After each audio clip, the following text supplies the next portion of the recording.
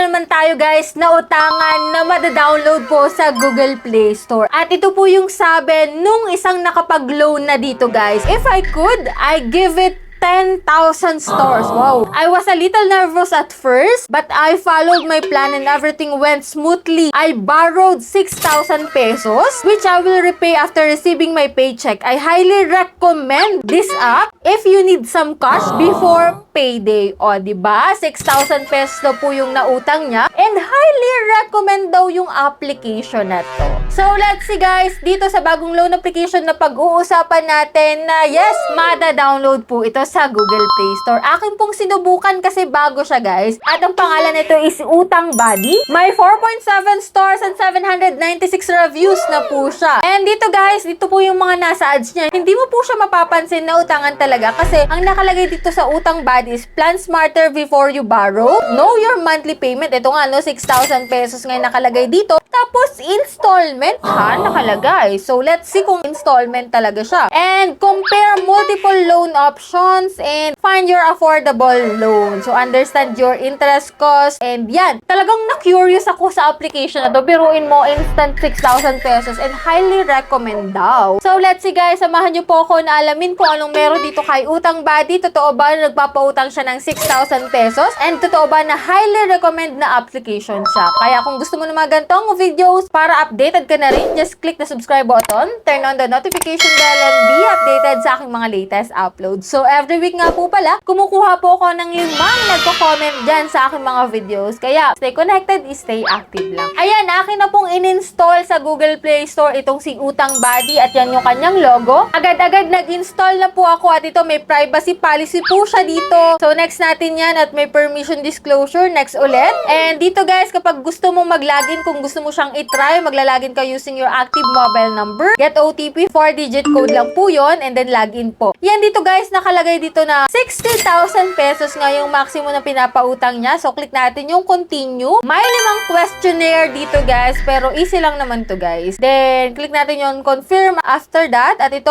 sa authentication, ito po yung magpapasa ka na ng valid ID mo. So, isa lang naman po yung kailangan dito and halos lahat nandito naman po. Available naman po siya. And after nun guys, ito mag-fill up ka na po ng iyong personal information. Kaya kung ikaw ay tamad, mag-fill up dyan, manood ka muna ng mga review ng mga bagong loan app para hindi ka na rin sawi sa huli if ever na hindi okay yung application at hindi legit. Kaya nga ito, tinatry natin siyang utangan. And dito guys, sa employment status, ilalagay mo lang naman dito kung saan ka nagwo-work, kung magkano sweldo mo, pero hindi na kailangan ng payslip. Yun ang kagandahan. Sa emergency contact naman po, 2 contact number lang, but make sure dapat alam din nila na ilalagay mo sila para aware na din sila guys. And dito guys, sa bank account, pwede mo pong ma-receive yung pera mo sa bank card and sa e-wallet. So, PayMaya, GCash, GrabPay ang option mo po. And then dito guys, the credit limit has been activated. Yes, instant siya guys. Instant offer. And the loan application has been submitted. So, dito nga, may 6,000 nga po siya na offer. Legit na 6,000 guys. Pero nung pagkakita ko sa baba guys, eto na naman si Quick Pesa at si Paymatic, 3,000 pesos, no? Tig 3,000 pesos siya. So, minimum 1,000 up to 6,000 po pala. May service fee siya na 1,050 pesos. And may VAT pa na 150. And refund naman is 3,000 pesos. So, not so sure kung marireceive natin ang buo, yung 3,000 pesos kasi may service fee po siya na 1,050 pesos. So, kulang-kulang nasa 1,900 something na lang yung marireceive mo dito, no? So, same din kay Paymatic. Kinili ko po yung apply dito and under review po yung aking application. So, dito guys, ilang beses na rin po ako na-counter ng ganito kay Quick Pesa at Paymatic na same na 6,000. So, ang daming nagkalat na ganito yung loan details. Hindi ko po sure kung iisang loan application yun kasi parehas po sila ng loan details. Kaya, maganda talaga na nire-review natin ang mga loan application na nakikita natin dyan bago para alamin natin kung ano yung magpapautang, yung legit, yung may mahabang loan term, hindi yung pa 7 days, 7 days lang. So, itong si Utang Buddy, same lang din yung mga na-encounter natin before, no? Anyway, ito, chinek ko po muli yung kanyang application, kung approve ako or hindi. At ito po yung resulta. So, yan yo, your loan limit has been exhausted. So, pati utangan na exhausted na, no? So, after payment, you will receive a new loan limit. Go and repay it quickly. So,